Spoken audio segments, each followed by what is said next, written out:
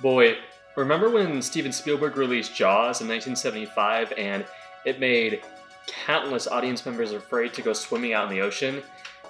With this movie, I think Jordan Peele is going to make a lot of people afraid of the sky, like clouds in general. Like after we left this movie, I kind of looked up at the sky rather anxiously because man, the sky is absolutely terrifying in this movie. It's pretty much a character in and of itself. But anyway, welcome to yet another Round the Clock Fried Spoils and Ghouls, and today I'm going to be talking about Nope, the newest Jordan Peele spectacle.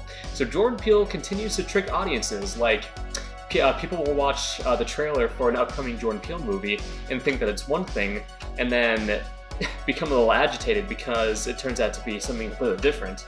Last year when Us came out, people watched the trailer for that movie, and they thought it was going to be kind of a standard home invasion movie, but it was actually much more than that. It had a lot of commentary to it, and from what I understand, a lot of people didn't really like that. They wanted something a little bit more straightforward. Even with Get Out. Get Out is his most acclaimed film, and the movie had a lot to say about, racism in America, and there were a lot of people who weren't expecting that from Jordan Peele, because Jordan Peele, got his start as a straightforward, comedian. A very over-the-top comedian, so the fact that he's making such interesting metaphorical horror movies, it's just mind-blowing. And honestly, I really liked Get Out and Us. I thought they were both very intriguing. This new movie, Nope, it gives you a lot to think about. It definitely does that. It's definitely not what people are expecting, and I think that might upset a good number of people. After we left the theater, there were a lot of people out in the lobby asking questions about certain scenes, like they just didn't understand, what was going on, and okay, so there's going to be some mild spoilers in this movie because I have to give my thoughts, on the subtext in this movie. So when I saw the trailer for this movie, of course, like everyone else, I thought it was going to be an alien invasion movie. I thought it was going to have to do with alien abductions and, stories of that caliber. Very, not schlocky, but very rooted in science fiction. And I'm a sucker for those kind of movies. One of the most terrifying movies I've ever seen is Fire in the Sky. Fire in the Sky is based on a supposedly real story. Travis Walton was a man in Arizona who supposedly got abducted by aliens, and at least in the movie, he gets experimented on, and it is very horrific, and it is very spine-tingling.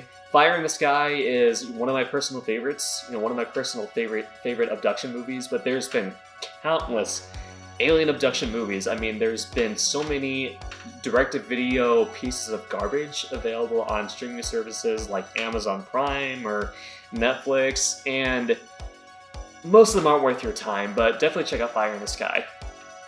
But Nope is... Here's what I have to say about Jordan Peele as a filmmaker. So I've been hearing a lot of comments from people, they've been calling him the next Steven Spielberg, or the next John Carpenter, or the next M. Night Shyamalan. I personally dislike it when people do that because it doesn't allow a filmmaker to be their own thing. If a filmmaker is being forced to imitate someone else's style, then they'll never really develop a voice of their own. And I think Jordan Peele does have his very own unique voice, and I find that kind of stuff annoying. But I'm not gonna lie, this movie did have some shades of an M. Night Shyamalan movie, particularly some of the side characters. Like, there are some quirky side characters in this movie. There's a character named Angel who works at a Fry's Electronics store, and to be honest, he got kind of on my nerves at times. I know he's supposed to be like the awkward, outcast in this group, at least in this group of characters, but he would constantly say lines that were very cringy and, meant to be comedic, and I don't know, he just kind of got on my nerves a little bit. Reminded me of the cop character in Signs, the one who, talks to Joaquin Phoenix about, women's high jumping in the Olympics. Just, quirky side characters like that just kind of get under my nerves. This guy got on our roof in like a second. Our roof is 10 feet high. They have women's high jumping in the Olympics. They got these Scandinavian women who can jump clean over me. But here's the thing. Unlike M. Night Shyamalan, there's a movie like The Village. The Village was supposedly supernatural, but it had this dumbass twist where everything was set in modern day, and it pissed a lot of people off because there were no supernatural elements. Jordan Peele does commit to the supernatural in this movie. Because, we're led to believe that this small community is being plagued by, alien abductions. It's supposedly, the site of all these alien encounters, and that doesn't necessarily turn out to be the case, but needless to say, it is still supernatural, and it is still very ominous and threatening, I will say that. But the questions people were having, about this movie, there's one sequence in particular that I want to get into because, if you're a general audience member, you would have no idea what the hell is going on in this sequence and how it connects to anything. But there's a sequence involving a chimpanzee, let's just say that. And here's how it relates to the story, at least in my opinion. So Nope is very ambitious, and it has a lot of very intriguing ideas. I don't think it's entirely cohesive. I think there are some things he could have done to iron out the story a little bit. I think he could have made things a bit tighter. The third act in particular does get a little bit ludicrous and over the top, but this chimpanzee sequence, okay, let me just break it down for you guys without going into too many spoilers. So this entire movie shows the dangers of entertainment. People who make a living in the entertainment industry, they are constantly putting their lives in danger, whether they intend to or not. I mean, the things people go through in order to provide entertainment for people are obsessed with spectacle. So this sequence with the chimpanzee was meant to show the dangers of spectacle. These people were trying to create something entertaining and spectacular, but it ends up turning into a complete disaster. So that's what that sequence is meant to show. And it does tie into the overall theme because, like I said, this movie is all about the dangers of spectacle and how, people just kind of turn a blind eye to terrible tragedies and, because I guess they're entertaining to talk about because Stephen Ewan's character in this movie, he was a child actor, he was on this sitcom, and he experienced this very horrific event, and he's pretty much cashed off of people's fascination with this one event, and, does tie into that theme. People are obsessed with spectacle. So, yeah, it shows the dangers of that, the things people were willing to do to capture, dangerous things on camera. So yes, I just explained the chimpanzee sequence to you guys because there were a lot of people who didn't understand it, and I have to say this, I would rather have an ambitious film like this, a film that dares people to ask questions rather than something that is just so cold and just intellectually dead and offers nothing whatsoever, like The Conjuring 3. I mean, The Conjuring 3 isn't a movie that's going to make you ask a lot of questions. It's strictly there to entertain you. This movie and all of Jordan Peele's movies in general are meant to make you, question things. Without giving away too much, and I know you won't, what is Nope about? It's about a lot of things. The first notion that I latched onto when I was writing this movie was this idea of making a spectacle. I wanted to make a flying saucer movie because I just felt like if we can feel like we are in the presence of something other, if we feel like that's real, then that's just an immersive experience worthy of going to the movies. So I've been reading some critics' opinions of this movie, and a lot of them are saying that it's not a very scary movie, that the scares are often fake outs, and I honestly don't know where they're coming from because there is a good number of scenes in this movie that are genuinely chilling. And Jordan Peele doesn't rely on jump scares, he relies much more on tension. He's all about the build-up, the setup. There are sequences where, character will be alone in the dead of night, and we know something horrific is coming, but it doesn't necessarily jump out at your face. It's a very slow build-up, and it makes you just, sit on the edge of your seat. And especially in this day and age, you have got to appreciate horror filmmaking like that because it is rare for a filmmaker to show that kind of restraint in today's market. So yes, as mentioned earlier, I don't think the movie worked as a cohesive whole. In fact, I think The third act in particular did get a little bit silly, and some of the side characters did annoy me a little bit. And the first 45 minutes in particular, Jordan Peele is all about that slow build. We learn a number of things about these characters. What happened to Daniel Kaluuya's father, played by Keith David. Daniel Kaluuya and his sister Keke Palmer are both Hollywood horse trainers. They train horses to appear in Hollywood productions and commercials, and something very tragic happened in their past, and it's affected both of them as characters. And the characters are pretty well fleshed out. They are very different from one another. Keke Palmer is the go-getter. She has a lot of spunk. Daniel Kaluuya is much more withdrawn, and he was traumatized by this past event because he was actually there to witness it in person. So, the characters were pretty well developed, except, again, a couple of the side characters who did, they felt straight out of like a subpar M. Night Shyamalan movie. I know that might be an unpopular opinion, but I just thought some of the characters were a little bit lame. But yeah, as far as like scary sequences, oh my god, okay. So, I did a video talking about the abduction sequence in the movie Fire in the Sky.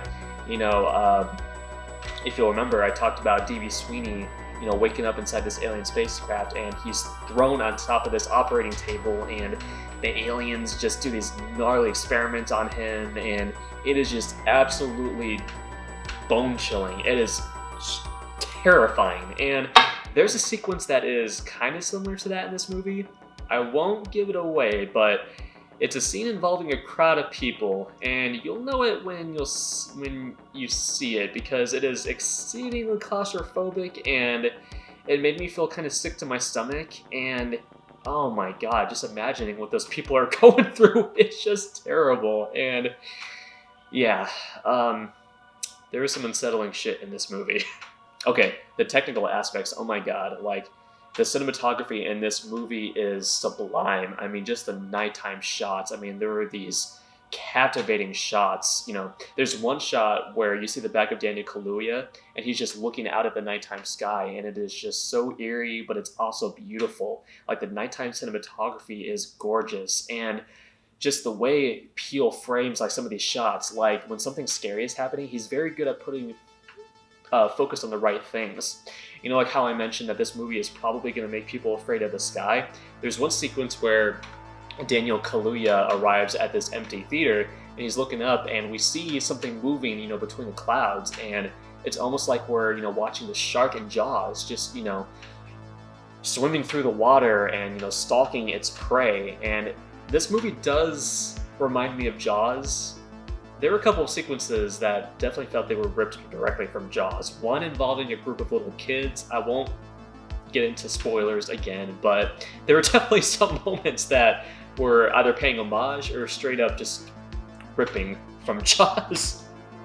But you know what? Jordan Peele said that he wanted to make the type of spectacle he would see in his youth. So if he's paying homage to Steven Spielberg films like Jaws and Close Encounters, then I'm all for it. I just didn't think it was a very cohesive movie, and there were parts that were very meandering. They could have sped things up a little bit, quicker, or they could have sped things up a little bit more quickly. And while the scares do deliver, the third act, like I said, it is a bit over the top, and it does get a bit crazy, and some characters do some very nonsensical things. And oh, that's one more thing I want to point out. So the characters in a Jordan Peele movie, they often do make smart decisions. Like, they'll just react how an audience member would react. Like, you have that scene in the trailer where Daniel Kaluuya is inside his car, and he's, peeking, out of the car, and he's looking up at the sky, and he just goes, nope. There are several sequences like that where characters will just be looking at something scary, and without even a moment's hesitation, they'll just go like, nope, not happening, nope, because that's how, a person should react in this kind of situations, It's just the natural human thing to do. Yeah, nah. Run!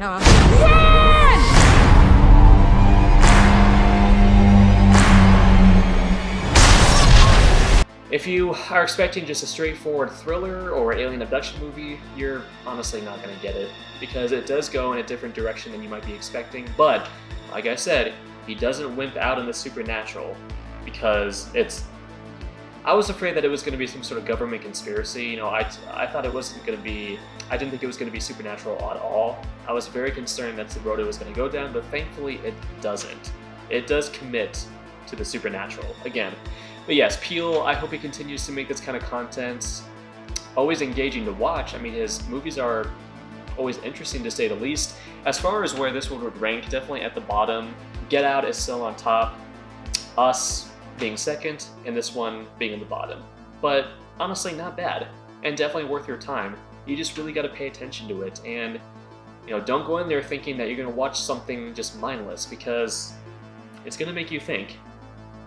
It's definitely going to make you think. Anyway, there's a lot that can be, there's a lot that can be discussed about this movie, and I'm sure many people will be discussing it online. You know, both. There will be some people with positive things to say and people with not so positive things to say, people who might not get it necessarily, but I appreciated what it was trying to do.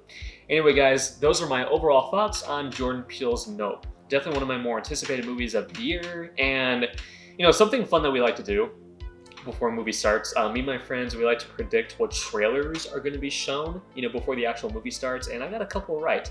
They showed the trailer for this year's Halloween Ends, presumably the final film in the Halloween franchise. Yeah, that's a bunch of horse shit. Like they're going to discontinue making Halloween movies, especially if this one makes money. Yeah, that's not going to happen.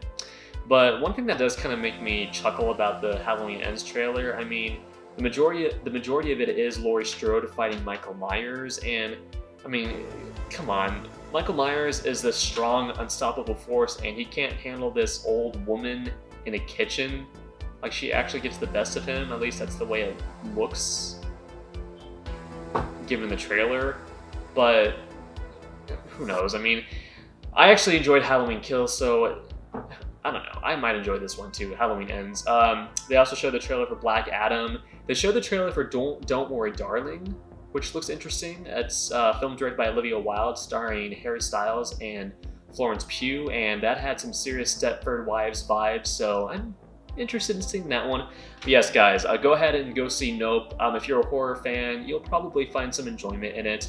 If you're a science fiction fan, you'll probably find some enjoyment in it. And yeah, Jordan Peele, just keep doing your thing, man. Just please, because we need more filmmakers like you in this day and age. Please, just continue what you're doing. But yes, guys, if you like this, go ahead and subscribe to my channel, Around the Clock Frights, for more horrific content. I can't wait to make more videos to show you guys, and as always, have a very scary day, boys and ghouls, and watch the sky, because you never know, there could be something lurking up in the clouds, ready to grab you at any moment. Oh my god, I can't believe I'm actually scared of the sky now. Like, that's kind of embarrassing. But, people were scared of the water when Jaws came out, so I probably won't be alone. Anyway, guys, take care, and please have a very, safe week. And I will see you at the movies, hopefully, maybe, and stay scary. Bye. Nope.